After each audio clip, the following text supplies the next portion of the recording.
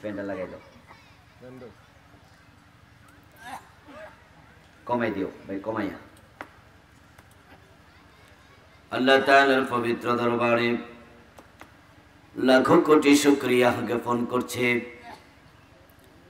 যে মহান মনিব অত্যন্ত মেহেরবানি করে ভর দুপুর বেলায় কোরআনের এই মাহফিলে আমাদের সকলকে হাজির হওয়ার তৌফিক দিলেন, যিনি মেহেরবানি করে আমাদেরকে সুস্থ রাখলেন, পবিত্র কোরআনের কথা বলার মতো শোনার মতো কোরআনমুখী হৃদয় দিলেন।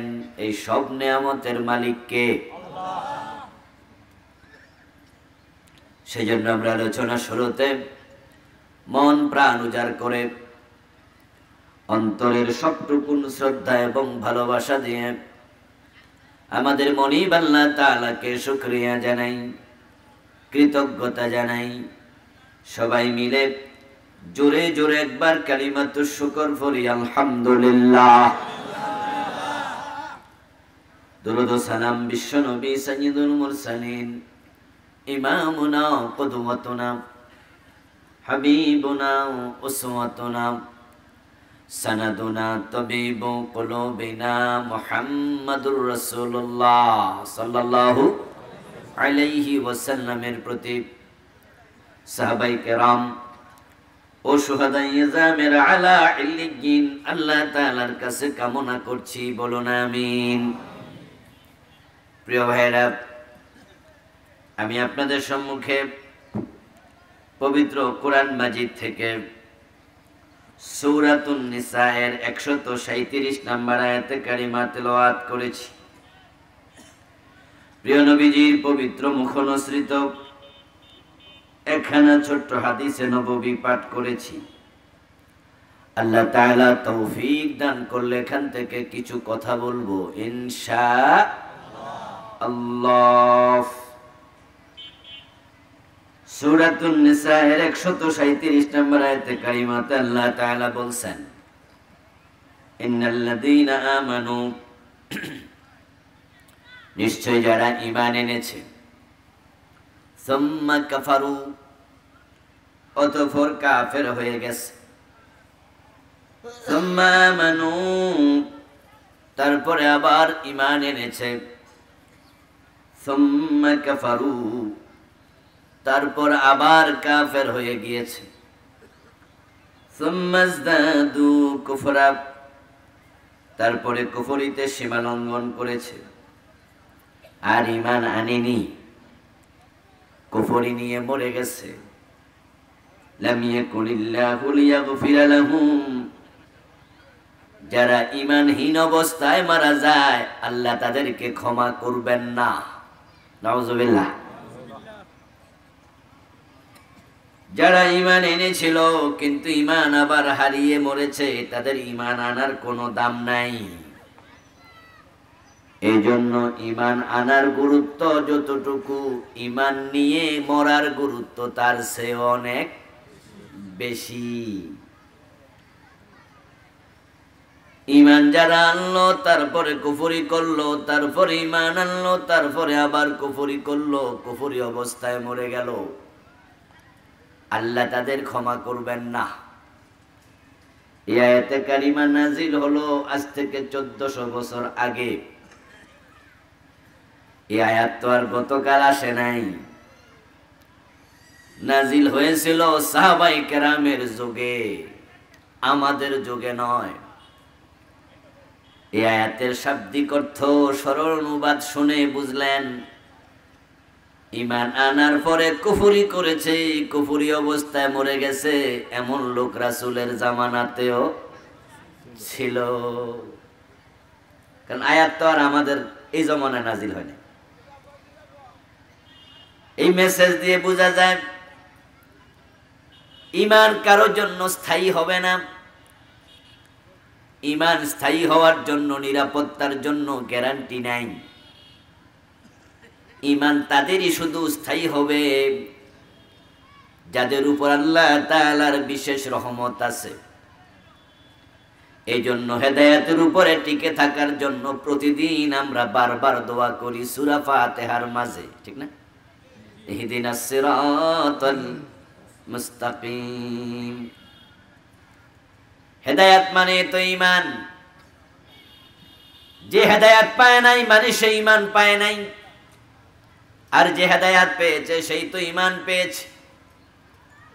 তো আমরা নামাজে দাঁড়ায়া দোয়া করছি, আল্লাহ আমাদেরকে হেদায়েত দাও। প্রতিদিন কতবার?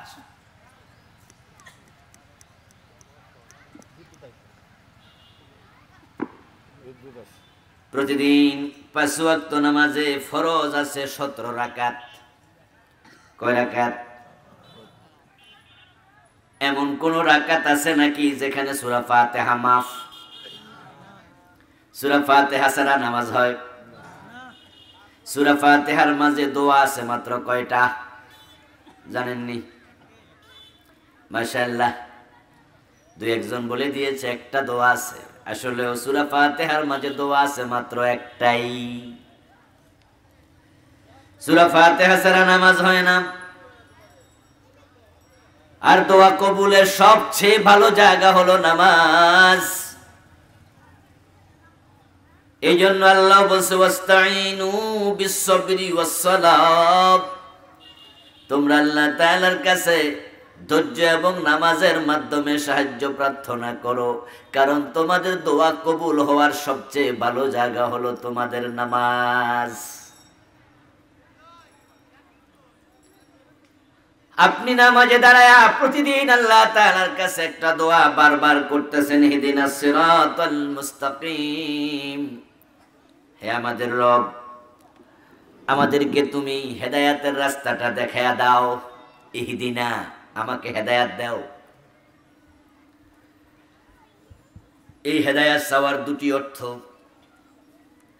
যারা নবী মুহাম্মদুর রাসূলুল্লাহ সাল্লাল্লাহু আলাইহি ওয়াসাল্লাম ও নামাজে দাঁড়ায় এই দোয়া করেছেন। রাসূলুল্লাহ কি সূরা ফাতিহা ছাড়া নামাজ পড়ছে? তো রাসূলের সূরা ফাতিহার মাঝে ইহদিনাস সিরাতাল মুস্তাকিম এই দোয়াটা আছে না নাই? তো রাসূল কি হেদায়েত পায় নাই? তো হেদায়েত পাইলে আবার হেদায়েত চায় কেন? আমরা যারা এই দোয়া করি, আমরা হেদায়েত পেয়েছি কিনা তার কোনো গ্যারান্টি নাই, নিশ্চয়তা নাই। কারণ আজকের মাহফিলে আমরা যারা আছি সূরা ফাতিহাতে ইহদিনাস সিরাতাল মুস্তাকিম এই দোয়া আমরা সকলেই তো করছি। কিন্তু আমি আবুল কালাম আজাদ হেদায়েত পেয়ে গেছি, আমাদের আব্দুল সালাম ভাই হেদায়েত পেয়ে গেছে, এরকম কোন ওহী আল্লাহ নাজিল করছে? তা আমাদের দোয়ার অর্থ হলো, ও আমাদের রব, হেদায়েত যেখানে আছে আমি সেখানে যেতে চাই, তুমি দয়া করে আমাকে হেদায়েতের মঞ্জিলে পৌঁছায়া দাও। আমাকে হেদায়েতের বাহিরে তুমি রেখো না। আমি হেদায়েতের উপরে প্রতিষ্ঠিত থেকে মরতে চাই। প্রতিদিন আল্লাহর কাছে বারবার আমরা দরখাস্ত করতে থাকি, আমারে হেদায়েত দাও, হেদায়েত দাও। আর নবী এই দোয়া করেছেন, নবী তো হেদায়েত পেয়েছে। কারণ নবী যে হেদায়েত পাইছে এটা তো আল্লাহই বলছে, ইন্নাকা আলা সিরাতিম মুস্তাকিম, আছে না?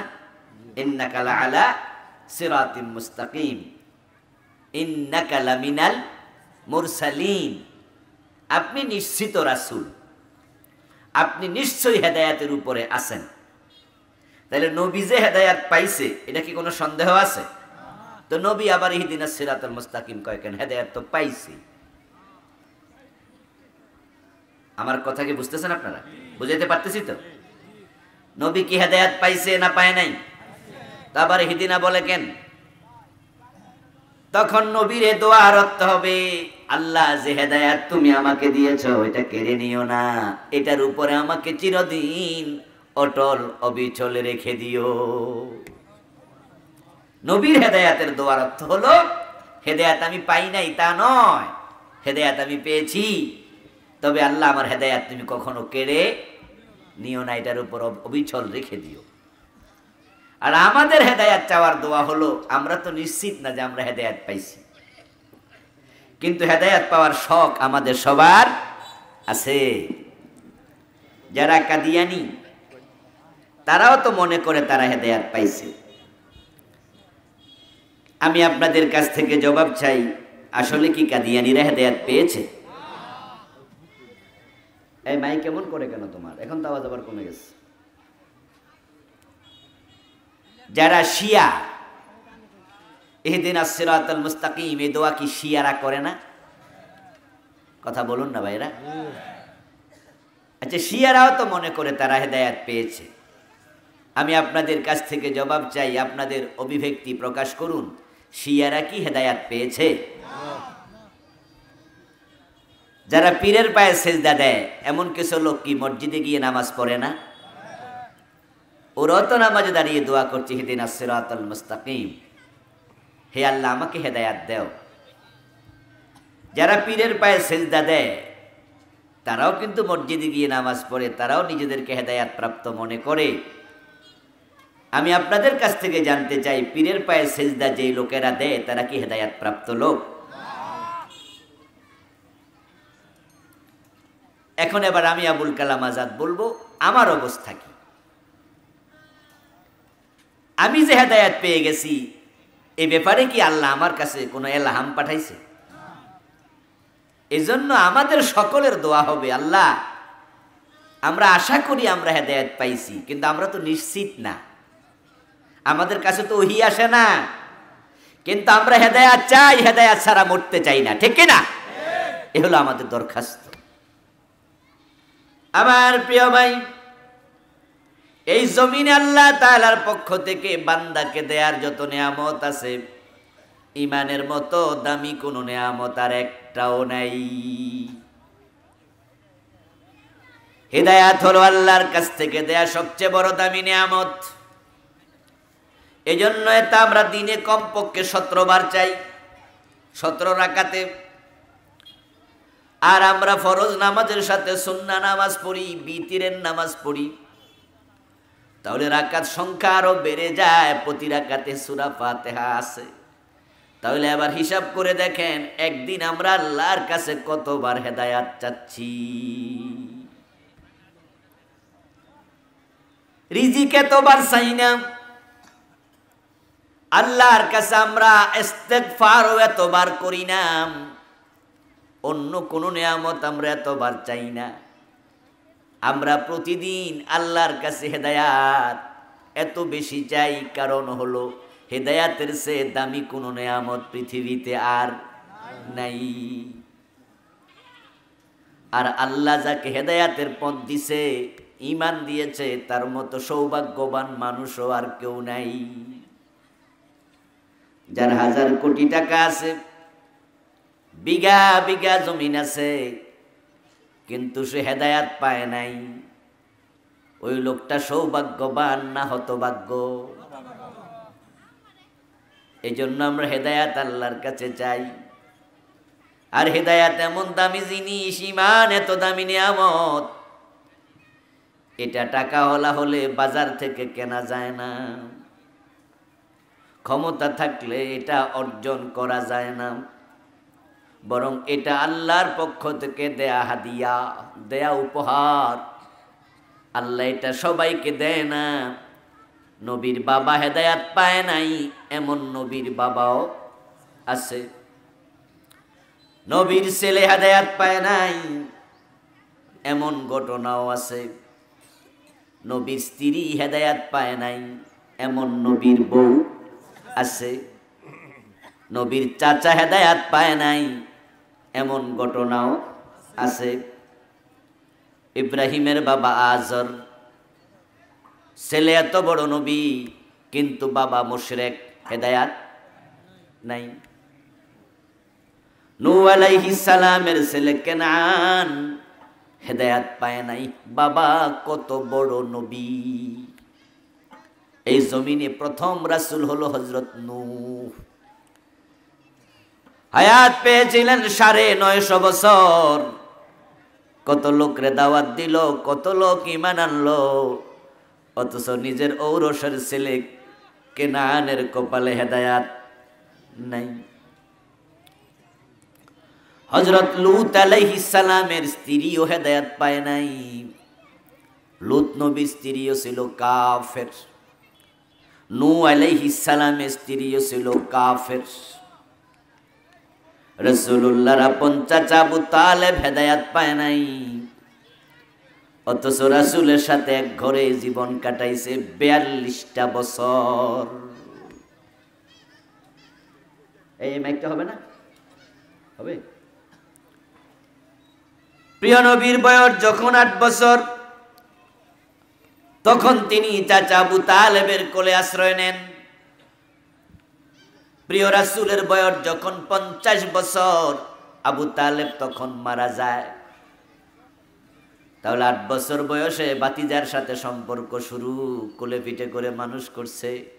আমার রাসূলের জন্মের আগে বাবা নাই, ৫ বছর বয়সে মা নাই, ৮ বছর বয়সে দাদা নাই। দাদা আব্দুল মুত্তালেব যখন মরে গেল, তখনই চাচা আবু তালেব ভাতিজারে কোলে নিল, মরা পর্যন্ত আলাদা করে নাই।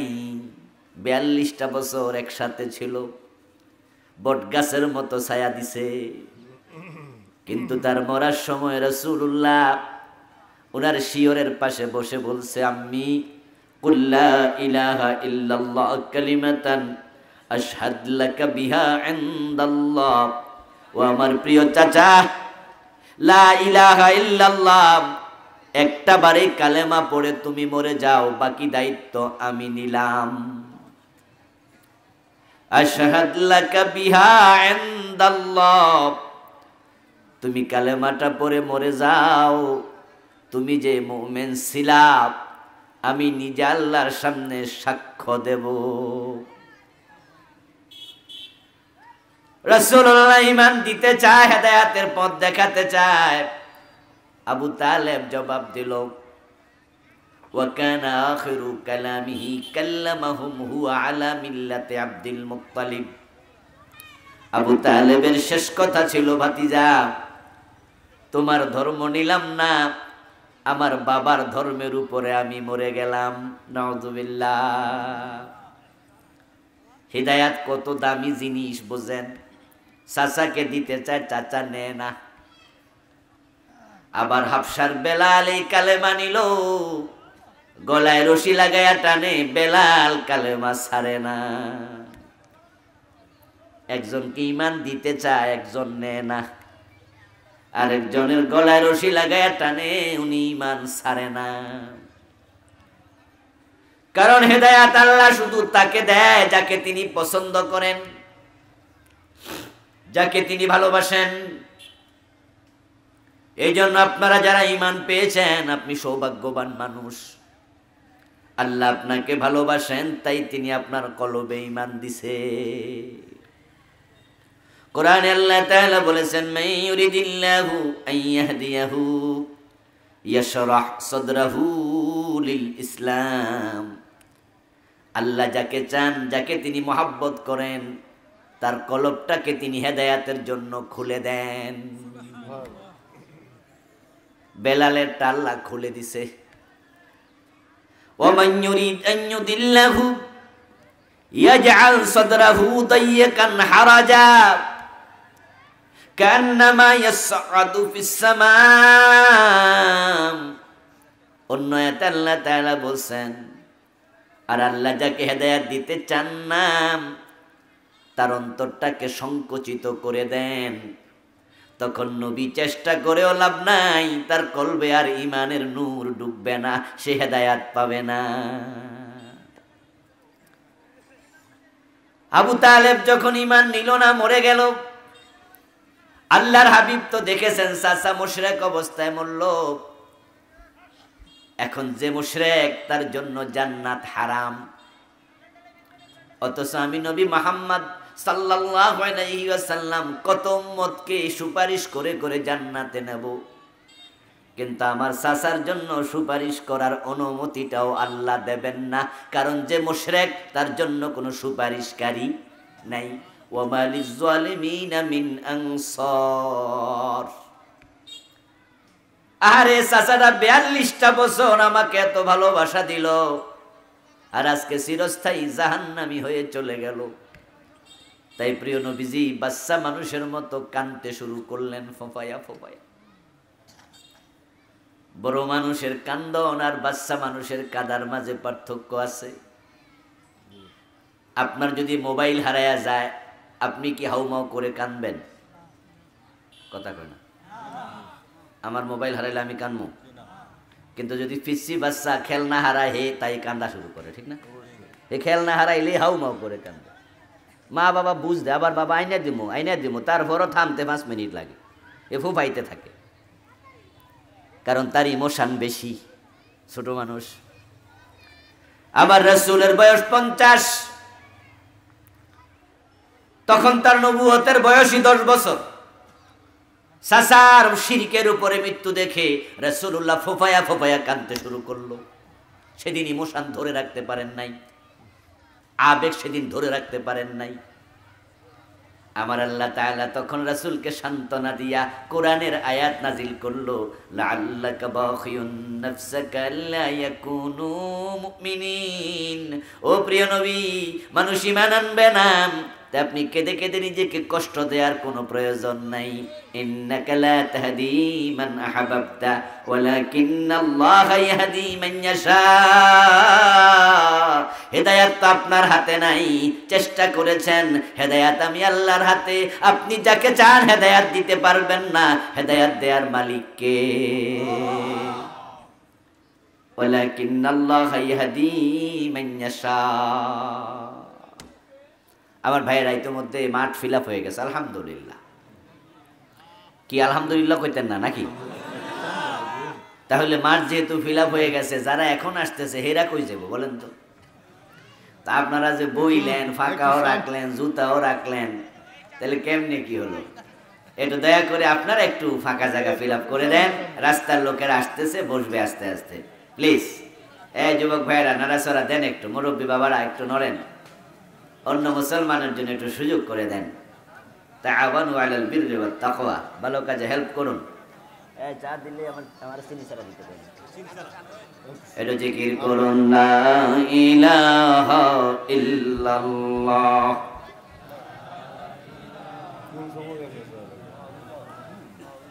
লা ইলাহা ইল্লাল্লাহ, লা ইলাহা ইল্লাল্লাহু মুহাম্মাদুর রাসূলুল্লাহ। আমার প্রিয় ভাইরা, যা এতক্ষণ বললাম, আমি আশা করি আপনাদের কনসেপ্টটা ক্লিয়ার হয়েছে। হিদায়াত কে দেয়? জোরে বলেন তো, কে দেয়? এটা চাইলেও পাওয়া যায় না, এটা বাজার থেকে কেনা যায় না, এটা নবী চাইলেও দিতে পারে না, এটা ক্ষমতা থাকলে অর্জন করা যায় না। আল্লাহ শুধু তারে হেদায়াত দেয় যাকে আল্লাহ ভালোবাসে। ওয়ালাকিন্নাল্লাহা ইয়াহদি মান ইয়াশা। ও নবী, আল্লাহ যাকে চায় তাকে ঈমান দেয়, তাকে হেদায়াত দেয়। এখন ঈমান আপনি পেয়েছেন, আমরা পেয়েছি, এতে প্রমাণ হয় আল্লাহ আমাদেরকে ভালোবাসে, ঠিক কি না? আলহামদুলিল্লাহ। এখন দয়া করে মায়া করে আল্লাহ আপনাকে হেদায়াতটা দিল, ঈমানটা দিল। এখন আপনার ঈমানটা ধরে রাখার জন্য আপনাকে চেষ্টা করতে হবে, না হয় কিন্তু শয়তান ঈমান চুরি করার জন্য বসে আছে, ঠিক কি না? আমাদের সাথে শয়তান আছে না নাই? রাসূলুল্লাহ বলেছেন সব মানুষের সাথেই শয়তান আসে। একদিন তিনি তার সাহাবাদের উপস্থিতি যারা ছিলেন সামনে, তাদেরকে প্রশ্ন করলেন, জানো নাকি মানব শিশু দুনিয়ায় এসে কাঁদে কেন? গরুর বাচ্চা তার মায়ের পেট থেকে বের হয়ে হাম্বা হাম্বা বলে চিৎকার দেয় না? ছাগলের বাচ্চা তার মায়ের পেট থেকে বের হয়ে চিৎকার দেয় না? বাঘের বাচ্চা বের হয়ে বাঘের মতো গর্জন দেয় না, চিৎকার দেয় না? কিন্তু মানুষের বাচ্চা দুনিয়াতে আসতে দেরি, ওয়াও ওয়াও বলে কাঁদতে আর দেরি নাই। কাঁদে ডাক কেন তোমরা জানো নাকি? সাহাবাই কেরাম উত্তর দিলেন, আল্লাহু ওয়া রাসূলুহু আলাম। আল্লাহ এবং তার রাসূলই ভালো জানেন, আমরা জানি না কেন কাঁদে, তবে হ্যাঁ কাঁদতে আমরা দেখি। প্রিয় নবী সাল্লাল্লাহু আলাইহি ওয়াসাল্লাম তখন জবাব দেন, সিয়াহুল মাউলুদ হিনা ইউলাদ মিন নাজগাতি শাইতান, বাচ্চা যখন জন্ম নেয় তার কান্নার কারণ হলো তার সাথে যে শয়তানটা আছে ওইটা এসে তাকে একটা খোঁচা মারে। এমন কোন মানুষ নাই যার সাথে শয়তান নাই। এরপর রাসূলুল্লাহ বলছেন, আমি নবী মুহাম্মদ, আমার সাথেও একটা শয়তান আছে, তবে ফাইন্নাহু আসলামা বি, আমার সাথে যে শয়তান আছে এটা আমার কাছে মুসলমান হয়ে গেছে, সে আমার আনুগত্য করে, আমার ঈমান চুরি করবে না, আমারে ধোঁকা দিতে আসে না, সে বালা হইয়া গেছে। এই হলো রাসূলের শয়তান। এবার আমাদের সাথে যে শয়তান আসছে, জন্মের পর খোঁচা মারছে, আপনি দুনিয়া থাকবেন যতদিন সে আপনার সঙ্গে থাকবে ততদিন, আপনাকে 24 ঘন্টা ধোঁকা দেবে, সে আপনার ঈমান চুরি করার জন্য ব্যস্ত থাকে। ক্বালান নবী সাল্লাল্লাহু আলাইহি ওয়াসাল্লাম, আশ-শায়তানু জাসিমুন আলা কলবি বনি আদম, মানুষের ঈমান কলবে থাকে, এই জন্য শয়তান কলবের চারপাশে ঘাপটি মেরে বসে থাকে, চান্স পাইলে ঈমান চুরি করে নিয়ে যাবে। এখন আল্লাহর দেয়া নিয়ামত ঈমানটা নিজেরা যত্ন করে রাখা দরকার আছে না নাই? আল্লাহ আপনারে মায়া করে ভালোবাসে, তাই আপনারে ইসলাম দিছে, ঈমান দিছে, মুমিন বানাইছে। আচ্ছা, আমাদের জন্ম কি হিন্দু মায়ের পেটে হইতে পারতো না? আমাদের দেশে কি হিন্দু মহিলা আছে না, খ্রিস্টান আছে না? ওর পেটে জন্ম নিলে আপনি কি ঈমান পাইতেন এত সহজে? আরে কি সৌভাগ্যবান আমরা! আল্লাহ তাআলা বিনা দরখাস্তে আমাকে আপনাকে একজন মুসলিম মায়ের পেটে পাঠালেন, যে আপনার জন্মের সাথে সাথে আপনারে কোলে নিয়ে আপনার কানের মাঝে আল্লাহর বড়ত্বের সংবাদ আজান পৌঁছিয়ে দিয়েছে। আশহাদু আল্লা ইলাহা ইল্লাল্লাহ বলে আপনাকে ঈমানের মেসেজ পৌঁছিয়ে দিয়েছে। আপনি ছোট্টকালে আপনার মা আপনাকে মক্তবে পাঠাইছে, আপনার বাবা আপনাকে ছোট্ট বয়সে ঘরের মাঝে আল্লাহর নাম শিখাইছে। এই যে আপনি জন্মসূত্রে ঈমান পেয়ে গেছেন, এটা কি আল্লাহর বড় নিয়ামত নয়? হিন্দু মায়ের পেটে পাঠাইলে তো আপনি এটা পেতেন না। ইহুদি খ্রিস্টান মায়ের গর্ভে আপনি জন্ম নিলে আপনি ঈমান এত মাগনা, এত সস্তায় পেতেন না। এখন আল্লাহ আপনাকে পছন্দ করলো, তাই তো মুসলিম মায়ের পেটে পাঠালো, আপনাকে মুমিন বানালো। মুসলিম মায়ের পেটে জন্ম নেওয়ার পরেও তো তসলিমা নাসরিন নাস্তিক হয়ে গেল, ঠিক না? মুসলিম মায়ের পেটে জন্ম নেওয়ার পরেও তো আহমদ শরীফ নাস্তিক হয়ে গেল। মুসলিম মায়ের পেটে জন্ম নেওয়ার পরেও তো মুরগি কবির সারাদিন ইসলামের বিরোধিতা করছে, ঠিক না? এরকম আরো কত। কিন্তু আল্লাহর বড় নিয়ামত, আপনার দিলটাকে আল্লাহ ইসলামের দিকে রেখেছে। নিয়ামত আল্লাহ দিছে, আপনি লালন করেন, হারিয়ে যেন না যায়। রাসূলুল্লাহর জামানায় ঈমান পেয়েছিল, ঈমান পাওয়ার পরে তখনও ঈমান হারাইছে। সাহাবাদের মাঝে এমন লোক ছিল, রাসূলের হাতে কালেমা পড়েছে, রাসূলের সাথে মদিনায় হিজরত করেছে, কিছুদিন যাওয়ার পরে কাফের হইয়া মুরতাদ হইয়া মদিনা থেকে পালাইয়া মক্কায় চলে আসছে। ঈমান হারা কাফের। ইন্নাল্লাযীনা আমানু সুম্মা কাফারু। আমাদের কারো ঈমান একবারে গ্যারান্টিওয়ালা নয় যে মরা পর্যন্ত থাকবে, এটা নয়। মাঝখানে ঈমান হারাইয়াও যেতে পারে। আর যদি আপনার ঈমান হারাইয়া যায় আর ঈমান হারা অবস্থায় মারা যান, জান্নাত হয়ে যাবে হারাম, জীবনে কোনোদিন জান্নাত পাবেন না। এখন জান্নাত যদি পেতে চাই, ঈমানটা শক্ত করে ধরে রাখা দরকার আছে না নাই? ঈমান কিভাবে যাবে? ঈমান মানুষ কিভাবে হারাবে? এ বিষয়ে একটু পরে বলছি। قال النبي صلى الله عليه وسلم تكون بين الساعة فتن كقطع الليل المظلم يصبح فيها الرجل مؤمنا فيمسي كافرا। প্রিয় নবী সাল্লাল্লাহু আলাইহি ওয়াসাল্লাম বলতেছেন, কিয়ামতের আগে तमाम দুনিয়ার চারদিক থেকে ফিতনা বের হবে। সূর্য ডোবার পরে যেমন চারিদিক থেকে আধার ধেয়ে আসে, অন্ধকার হয়ে যায় দুনিয়া, কিয়ামতের আগে দুনিয়ার قال النبي صلى الله عليه وسلم ياتي على الناس زمان يجتمعون في المساجد ليس فيهم مؤمن এমন এক জামান আসবে যে জামানার মানুষগুলো সব মসজিদে একত্রিত হবে, নামাজ পড়বে, কিন্তু ইমাম মুয়াজ্জিন মুসল্লি একটারও ঈমান থাকবে না, তারা ঈমান হারাইয়া ফেলবে। ঈমান হারা হতে হতেই পৃথিবীতে একটি অবস্থা আসবে, যখন মানুষ থাকবে শত শত কোটি কিন্তু ঈমানদার থাকবে না একজন, তখনই কিন্তু কিয়ামত হবে।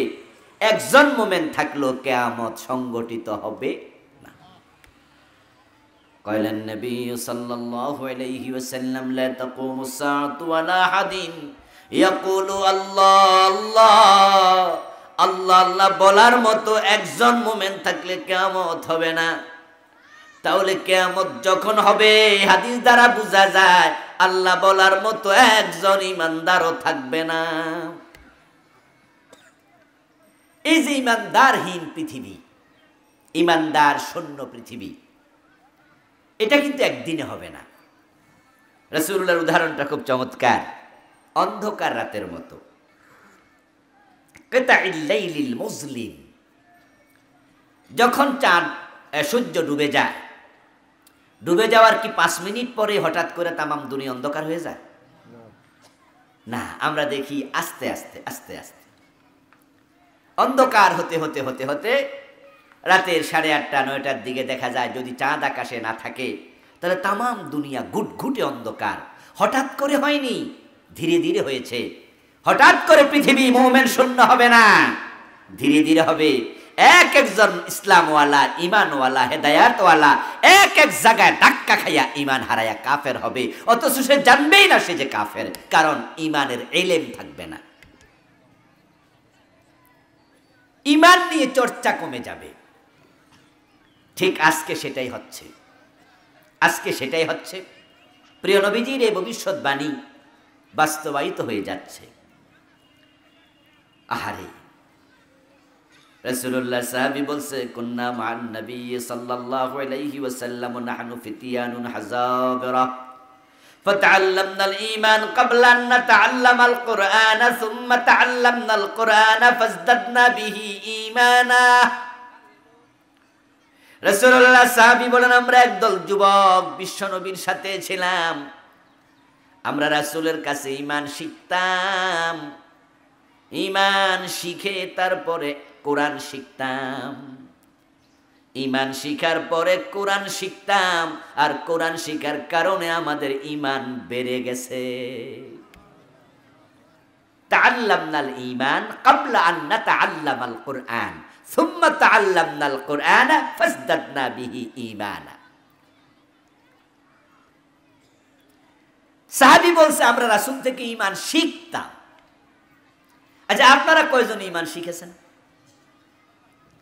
আপনি তো ঈমান আনছেন, মক্তবে লা ইলাহা ইল্লাল্লাহ পড়ছেন। আরে লা ইলাহা ইল্লাল্লাহ পড়লে মুমিন হওয়া যায়? কে বলেছে আপনাকে? মুমিন হওয়ার জন্যই কালেমা পড়া লাগে, কিন্তু এই কালেমা যে পড়বে সেই মুমিন, এটা মিথ্যা, এটা সঠিক নয়। এটা সঠিক হলে আব্দুল্লাহ ইবনে উবাই কি কালেমাটা পড়েনি? তো সে কি মুমিন হয়েছিল? আপনি তো মক্তবের হুজুরের কাছে পড়ছেন, আর আব্দুল্লাহ ইবনে উবাই তো বিশ্বনবীর কাছে পড়ছে। কালেমা পড়েও তো সে মুমিন হতে পারল না। কোরআন মাজিদ যখন পূর্ণাঙ্গ বাংলা অনুবাদ করেন গিরিশচন্দ্র সেন, ফা'লাম আন্নাহু লা ইলাহা ইল্লাল্লাহ, এই আয়াতের কে অনুবাদ করে নাই? এটা কি বাদ দিছিল? কথা বলেন না। মুহাম্মাদুর রাসূলুল্লাহ এই অংশের অনুবাদ করে নাই? ওবেদা এটা কি পড়ে নাই, ভাবে নাই, গবেষণা করে নাই, চিন্তা করে নাই, লিখে নাই, মুখে বলে নাই, কিন্তু মুমিন হইছে? কালেমা পড়লে মুমিন হওয়া যায় না রে ভাই। কালেমা তো ঈমান, ঈমান তো শিখে ঈমানদার হওয়া লাগে। ইজাব কবুল বললে বিয়ে হয় না রে ভাই। তাহলে তো যত পোলাপান প্রেম করে মেয়ের সাথে, অবৈধ প্রেম করে, এরা সবাই তো ইজাব কবুল কইরা এটারে বিয়া মনে করত। ছেলে মেয়ে বৈশা বাদাম খায়, কলেজ ইউনিভার্সিটির পর একসাথে থাকে, তো ছেলে বলতো আমি তোমারে বিয়ে করলাম, মাইয়া কইতো কবুল, তাইলে কি বিয়ে হয়ে গেছে নাকি? ওখানে সাক্ষী লাগবে না? সিস্টেম আছে না? সিস্টেমের বাহিরে কি ইজাব কবুলে বিয়ে হয় নাকি? সিস্টেমের বাহিরে হবে না। এখন ইমান কেমনে আনে? দেশের মুসলমান তো ইমানের চর্চা এত কমাইছে, ইমান শিখেই না, তারা জানেই না ইমান কেমনে আনা লাগে। অধিকাংশের কথা বলছি, এই জন্যই তো তারা ইমান আনতেও বোঝে না, ইমান যে চইলা গেছে এটাও বোঝে না। তারা ইমান আইনা মনে করে ইমান আবার যায় কেমনে। সকালে তো কালেমা পড়ছি 100 বার লা ইলাহা ইল্লাল্লাহ, লা ইলাহা ইল্লাল্লাহ জিকির করছি, দিনে 1000 বারে কালেমার জিকির করে এমন লোকও বাংলাদেশে। তো হে মনে মনে ভাবে এতবার কালেমা পড়লাম, ইমানটা যাইলো কেমনে? হুজুর কয় কি এসব?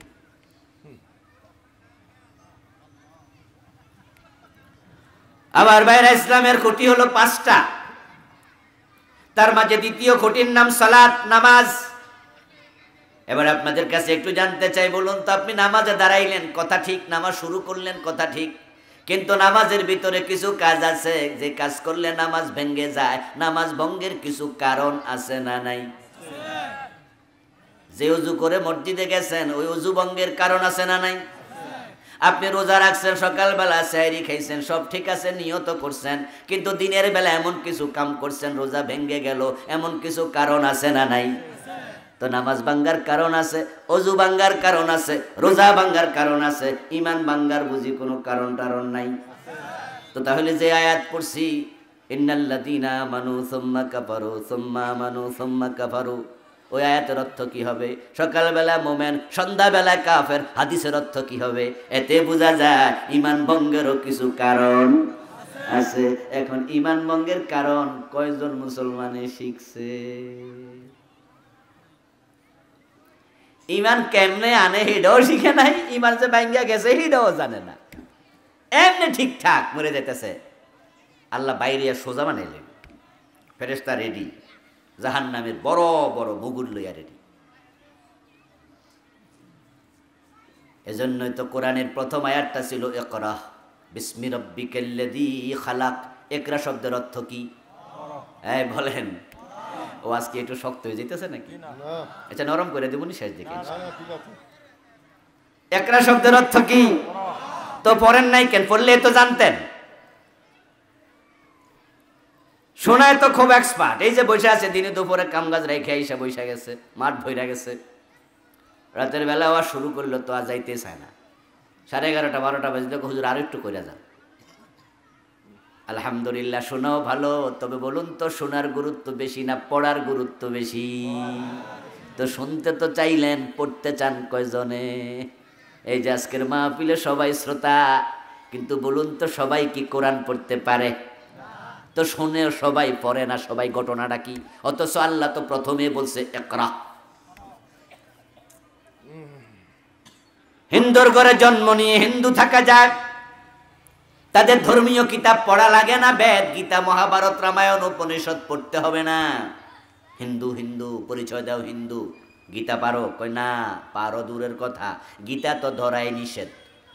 হিন্দু ধর্মে 4 নম্বর বংশ, 4 নম্বর একটি গোত্র আছে যাদেরকে বলা হয় নমশূদ্র।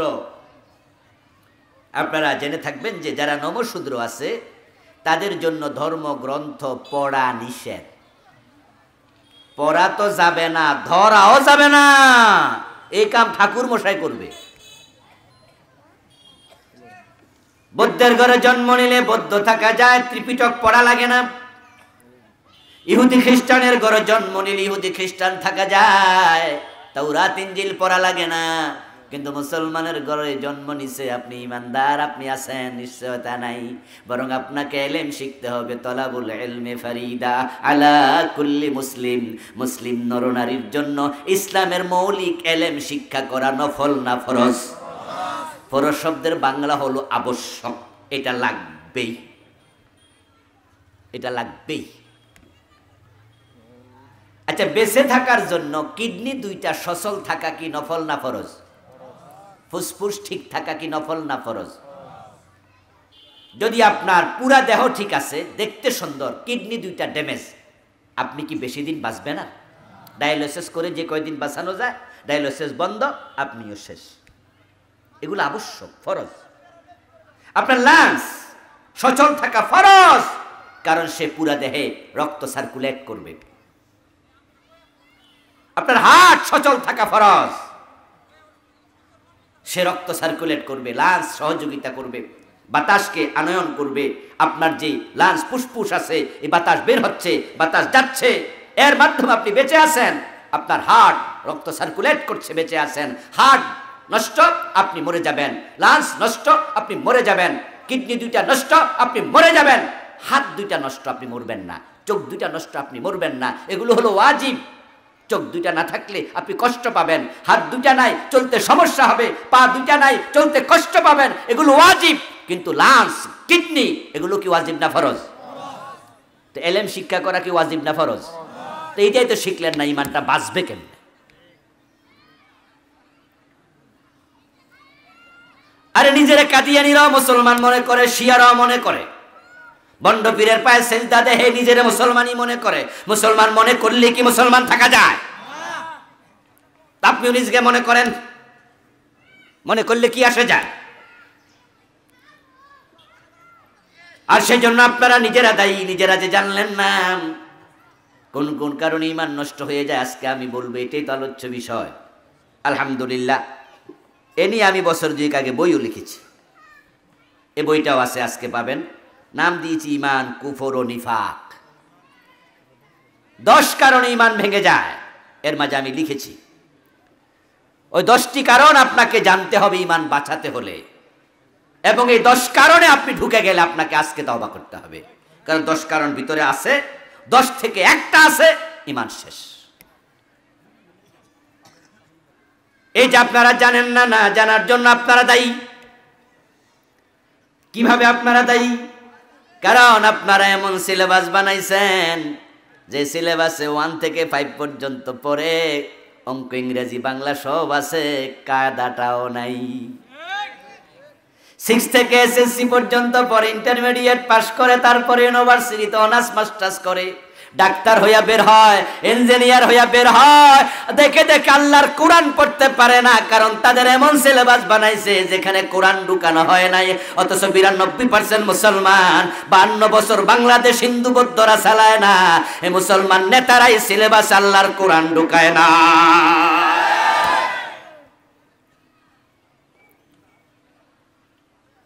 যদি প্রাইমারিতে, হাই স্কুলে, ইউনিভার্সিটি, কলেজে আল্লাহর কোরআন, রাসূলের হাদিস, 100 নাম্বার কোরআন, 100 নাম্বার হাদিস ঢুকাইয়া দিত, তাহলে ঘরে ঘরে কোরআনের আলেম তৈরি হয়ে যেত। আর কোরআন হাদিস পড়লে আপনি বুঝতেন কোন কারণে ঈমান যায়, কোন কারণ করা যাবে না। আপনার এলেম আপনার ঈমানকে পাহারা দিত। এখন সিলেবাস বানাইছে আমাদের নেতারা, শিক্ষা কারিকুলাম বানায়। প্রতি বছর দেখবেন যে 5 বছর পরে পরে, 2 বছর 3 বছর পরে পরে কারিকুলাম চেঞ্জ হয়। আমরা যখন ছাত্র ছিলাম তখন কিন্তু আমরা কম্পিউটার সায়েন্স পাইনি। আমাদের সময় কম্পিউটার সায়েন্স নামে কোনো সাবজেক্ট ছিল না, শারীরিক শিক্ষা নামে কোনো সাবজেক্ট ছিল না। নতুন নতুন অনেক সাবজেক্ট ঢুকতেছে। এই যে আমরা যখন ছাত্র ছিলাম তখন আমরা ব্যাঙের লাভ কেমনে দেয় এটা আমরা পাই নাই, কিন্তু ইদানিং ব্যাঙের লাভও শিখায়, ঠিক না? শিক্ষকরা ডাইকা নিয়ে ব্যাঙের মতো লাভ দেয়। কিভাবে হাঁস ডাকে, ফ্যাক ফ্যাক ফ্যাক ফ্যাক ফ্যাক ফ্যাক, কারিকুলামে ঢুকাইছে। আস্তাগফিরুল্লাহ। শিক্ষার সাথে ব্যক্তিত্বের সম্পর্ক অত্যন্ত নিগুড়। শিক্ষকরা হয় পার্সোনালিটি সম্পন্ন, ব্যক্তিত্ব সম্পন্ন। এই জন্য আমরা যখন ছাত্র ছিলাম ছোটবেলায়, আমরা যদি সাইকেল চালায় রাস্তা দিয়ে যেতাম আর দেখতাম যে আমাদের স্যার আসতেছে, আমরা 20 হাত দূর থেকে নেমে যেতাম। কি মনে পড়ে না? সাইকেল দেখলে, স্যারের দেখলে আমরা সাইকেলতে নেমে যেতাম। স্যারে মাইন্ড করবো যে স্যারের পাশ দিয়া আমি সাইকেল চালাইয়া চলে গেছি। পার্সোনালিটি, ব্যক্তিত্ব, আদব। আর এখন টিচারদেরকে নিয়ে ব্যাঙের লাভ শিখাচ্ছে, এগুলোর ব্যক্তিত্ব থাকবে? হাঁস কেমনে ফে ফে করে শিখাচ্ছে। আরে কপাল পরা মুসলমান, এমন নেতা তোমরা বানাইছো, এমন লোকদের হাতে দেশটা তুলে দিয়েছো যারা সিলেবাসে কোরআন ঢুকায় না, ব্যাঙের লাভ ঢুকায়া দেয়।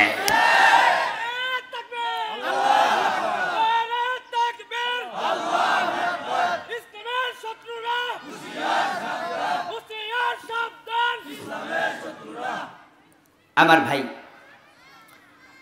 আল কোরআনের আলো, ঘরে ঘরে জালো, কোরআন ছাড়া অন্য কিছু মানি না, মানব না, এগুলো না মিছিল। শত্রু মত্র কইয়া ফেঁস লাগাই দিতেছ কেন? এমনি জ্বালাই আছি। আল্লাহ তাআলা সকলকে ইসলামের বন্ধু বানাইয়া দাও, বলেন আমিন। আমার প্রিয় ভাইয়েরা, ইমানের জন্যই তো আপনাকে মৌলিক এলেমগুলো শিখতেই হবে। আল্লাহর দেয়া নেয়ামত যদি আপনি হেফাজত না করেন, আল্লাহর কি দোষ দেবেন? বিসিএস ক্যাডার হওয়ার জন্য কত লোক দরখাস্ত করে, সবাই কি বিসিএস এ টিকে? প্রথমে ধরুন 2 লাখ লোকে দরখাস্ত করলো, সরকার এবার 2000 নেবে। ওই 2 লাখ থেকে প্রিলিমিনারি টেস্টে বাদ দিয়া দেয় ধরেন 1,50,000, রইল আর 50,000, 1.5 লাখ শেষ।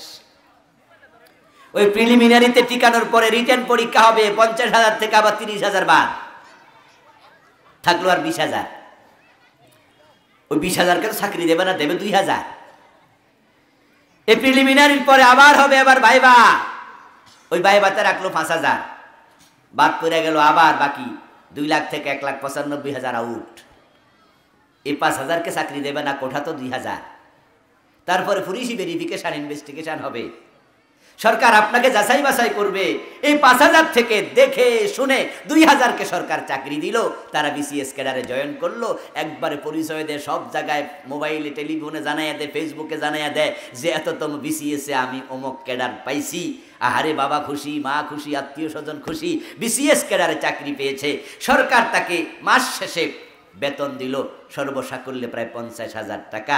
সে সরকারি চাকরি পাইয়া 50,000 টাকা মাসে ইনকাম করলো, ব্যাংক থেকে স্যালারি তুলে পকেটে নিল। পকেটে নেয়ার পরে এটা আবার কোনো পকেট মার নিয়ে যায় কিনা, এজন্য সরকার তার সাথে একজন করে পুলিশও দেবে, ঠিক না? কথা কিন্তু বুঝে শুনে জবাব দিয়ে, কি পুলিশ দিব? মাশাআল্লাহ, বুঝছে, বোঝা গেল। কারণ হুজুর যেহেতু কইছে হ্যাঁ কইয়া দিই, তাহলে বোঝা গেল বুঝলো না। আচ্ছা, সরকার আপনারে চাকরি দিছে, সরকার আপনারে বেতন দিছে, সরকার বুঝি আপনার পকেটের টাকাও পাহারা দিব, সরকারের খাইয়ার কাম নাই বুঝি। আপনি সৌভাগ্যবান মানুষ, বিসিএস ক্যাডারে চাকরি পেয়ে গেছেন, সরকার আপনার উপর নেক নজর দিছে, আপনি সম্মানী, আপনি পয়সা পান, বেতন। কিন্তু আপনি ব্যাককলের মতো আপনার এই পকেটে টাকা লইয়া বাজারে যাবেন, পকেট মারি নিব, দোষটা কি সরকারের? এবার আপনার 50,000 টাকা বেতন, কেমনে এটারে পাহারা দেয়া লাগে, কেমনে টাকাটা কোথায় রাখলে পকেট মার পাবে না, সুদ ডাকাইতে নেবে না, ওই বিষয়ে আপনাকে দায়িত্ব নিতে হবে।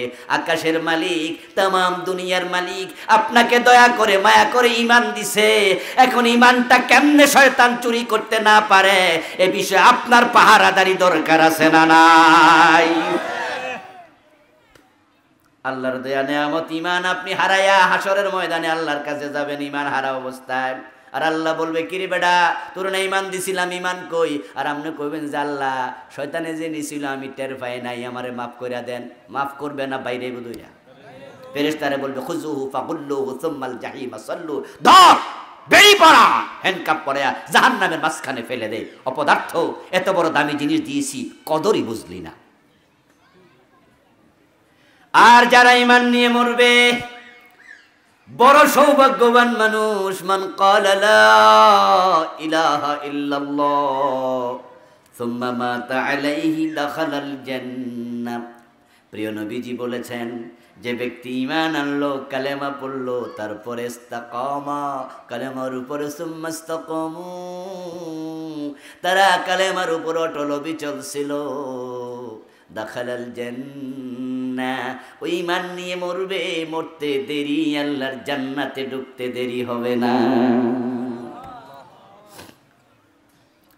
ইন্নাল্লাযীনা ক্বালু রাব্বুনাল্লাহু সুম্মা ইসতাকামু তাতানাজ্জালু আলাইহিমুল মালায়েকা, নিশ্চয় যারা বলেছে আল্লাহ আমার রব, এর মানে কালেমা পড়লো, পড়ার পরে কালেমার বিধানের বাহিরে আর চলে নাই, কালেমার দাবি পূর্ণ করলো, ওই ব্যক্তির মৃত্যুর সময় যখন আসবে, আল্লাহ ফেরেশতা নাজিল করে তার কানে কানে মেসেজ দিয়ে দেবে, আল্লাহ তাহজানু আল্লাহ তাখাফু ওয়ালা তাহজানু, আজরাইল রে দেখে তুমি ভয় পেও না। সুবহানাল্লাহ পড়েন। আজরাইল এই শব্দটা একটু ভীতিকর, ভাই ফ্যানটা একটু বাড়াই দাও। আজরাইলের শব্দটা একটু ভীতিকর। এজন্য আমরা স্বাভাবিকত আজরাইল শব্দটা শুনলে, জিবরিল শুনলে আমরা যেমন সফট ফিল করি, একটু প্রশান্তি ফিল করি, আজরাইল শুনলে কি আমরা জিবরিলের মতে প্রশান্তি ফিল করি? মানে আজরাইল শুনলে একটু ভয় ভয় লাগে। আচ্ছা, রাতের বেলায় হঠাৎ করে আপনার জানালার পাশে একটা বড় আওয়াজ হলো, রাতের ঘড়ির দিকে তাকিয়ে দেখেন 2:30 বাজে, একা একা শুয়ে আছেন, ঘরে কেউ নাই। এত রাতে আওয়াজ হলো কিসের? রাতের 2:30 বাজে আপনি আওয়াজ করলেন, এই জানালার বাহিরে কে?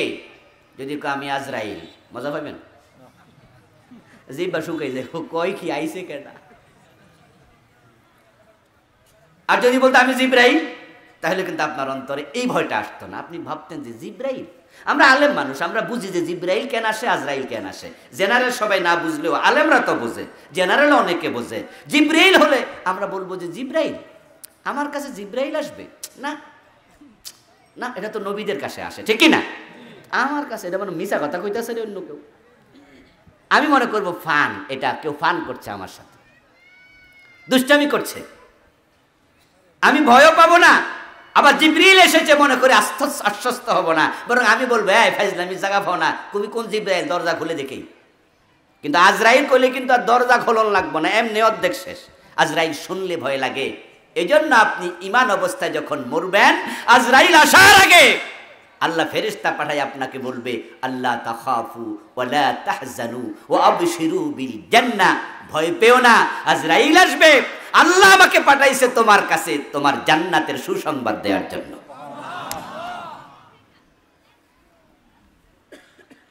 অন্য আয়াতে আল্লাহ তাআলা বলেন, আল্লাযীনা তাতাওয়াফাহুমুল মালায়েকাতু তাইয়্যিবিনা ইয়াকুলুনা সালামুন আলাইকুম। তারপরে এবার আকাশ থেকে দলে দলে ফেরেশতা আসবে, আজরাইল এখনো আসে নাই। আল্লাহ আপনাকে ইস্তেকবাল জানায় আপনার রূহটাকে ইল্লিনে নেয়ার জন্য অনেক ফেরেশতা পাঠায়া দেবে। হাত্তা ইয়াজলিসু মিনহু মাদ্দাল বাসর। প্রিয় নবীজি বলছেন, ওই লোক মুমূর্ষ ব্যক্তি, তার চোখের দৃষ্টি যত দূর যাবে শুধু নুরানি চেহারাওয়ালা হাজার হাজার লাখ লাখ ফেরেশতা দেখতে পাবে। ইয়াকুলুনা সালামুন আলাইকুম, তারা সবাই শুধু একটা কথাই বলবে, দল বেঁধে সবাই আপনাকে সালাম দিতে থাকবে। তারপরে এবার উদখুলুল জান্নাতা বিমা কুনতুম তা'মালুন, আপনার জান্নাতটা আপনার চোখের সামনে তুলে ধরে এবার তারা বলবে জান্নাতে চলে আসো। তখনই মালাকুল মউত আসবে, আপনার জানটা এমন ভাবে কবজ করবে, কোন মশক থেকে পানি ঢেলে দিলে তাসিলু তাসিলু কামা তাসিলুল কাতরাতু মিন ফিস সিকা,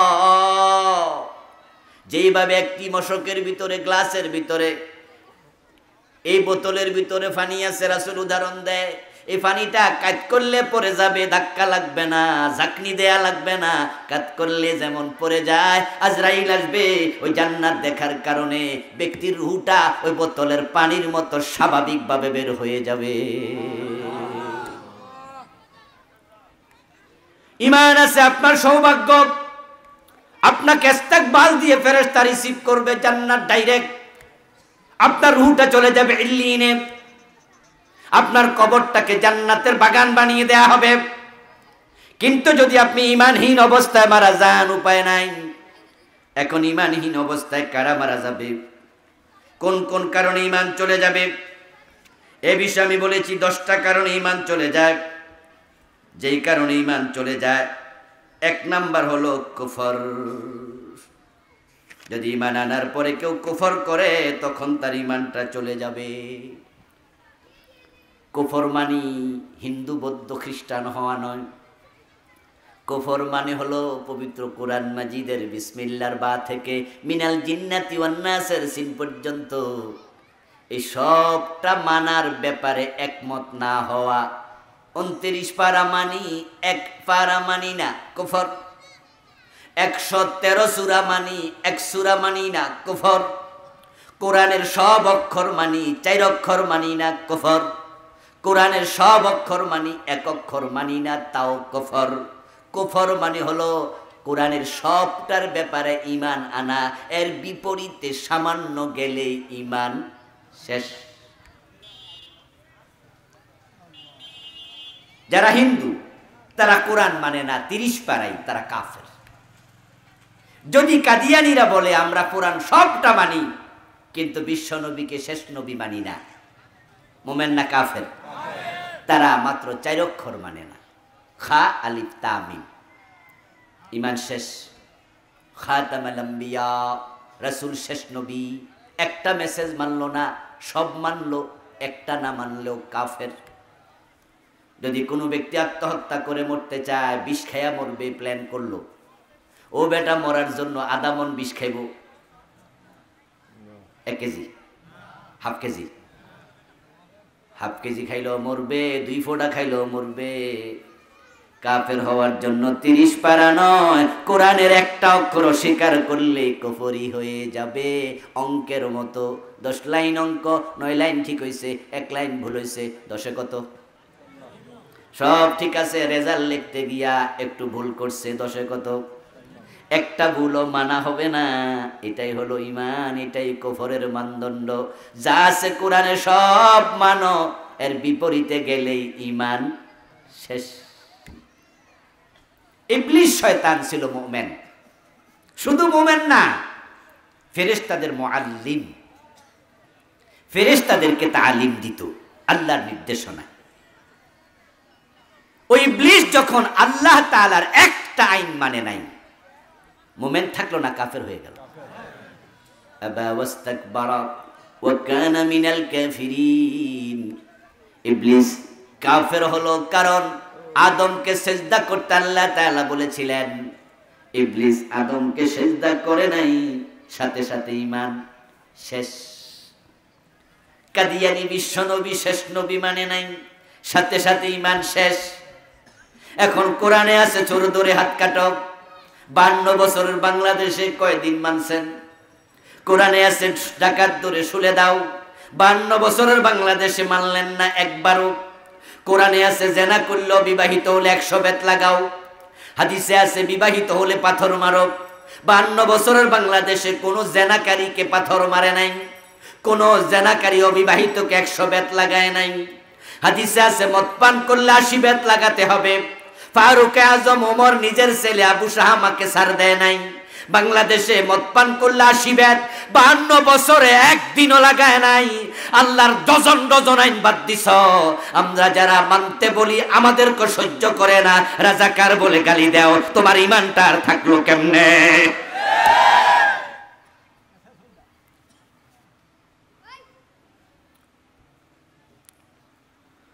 ফজরের টাইমে ঘুম থেকে উঠে ওযু করে মসজিদে যাও। ও প্রিয় ভাই, নামাজে দাঁড়ায় আপনি, আমি, তুমি সবাই মিলে বলছি ইয়্যাকা না'বুদু ওয়া ইয়্যাকা নাস্তাইন। আল্লাহ আপনার গোলাম, আমি আছি। আল্লাহকে আমার গোলাম হলে আদালতে কার আইনে বিচার করস? এই যে তুই ফজরের টাইমে কইলি ইয়্যাকা না'বুদু, আল্লাহ তোমার গোলাম, তোমার ইবাদত করি, 10টা বাজে অফিসে যাইবি না, এমপি হইয়া সংসদে ঢুকবি না, আইন যখন বানাস তখন কার আইন বানাস? হাকিম হয়ে যখন হাকিমের চেয়ারে বসস, কার আইনে বিচার করস? দেশটা কার আইনে চালাস? তো আমার গোলাম হলে তো আমার আইনে চালাইতি। ব্রিটিশ আইনে চালাইলে তোরা ব্রিটিশের গোলাম হয়ে গেছস। আমি আল্লাহর গোলাম আর থাকিস নি রে বান্দা, মিথ্যা বলছিস তুই, তুই আমার গোলাম না। ওযু করে দাঁড়ায়া মসজিদে আপনি সূরা ফাতিহা শুরু করবেন, চুপে চুপে আউযুবিল্লাহ বিসমিল্লাহ পড়ে, তারপরে তো প্রকাশ্যে আলহামদুলিল্লাহ পড়ি। আপনি বলছেন আউযু বিল্লাহি মিনাশ শাইতানির রাজিম, আমি আল্লাহ তাআলার কাছে অভিশপ্ত শয়তান থেকে আশ্রয় প্রার্থনা করছি। আমাদের সবার সাথে শয়তান আছে। ওই শয়তানের কুমন্ত্রণা থেকে, ওয়াসওয়াসা থেকে, শয়তান অভিশপ্ত, তার থেকে আপনি আল্লাহর কাছে নিরাপত্তা চান। শয়তান আপনার পাশে খাড়ায় খাড়ায় কয়, এই কি কইলি তুই, কইলিটা কি? আমি যদি আল্লাহর একটা আইন না মানাতে আমি অভিশপ্ত হই, তুই তো ডজন ডজন মানুষ না, তো 14 গোষ্ঠী অভিশপ্ত। তুই তো আর বড় জালেম, বড় অভিশপ্ত। কাদিয়ানী বিশ্ব নবীকে শেষ নবী মানল না। আমাদের দেশের সব হুজুর মিলে কাফের ফতোয়া দিয়ে দিল। সরমনে হাফিজ সাহেবের মুরিদরা কয় কাদিয়ানি কাফের, হেফাজত ইসলামের হুজুররা কয় কাদিয়ানি কাফের, জামাত ইসলামের হুজুররা কয় কাদিয়ানি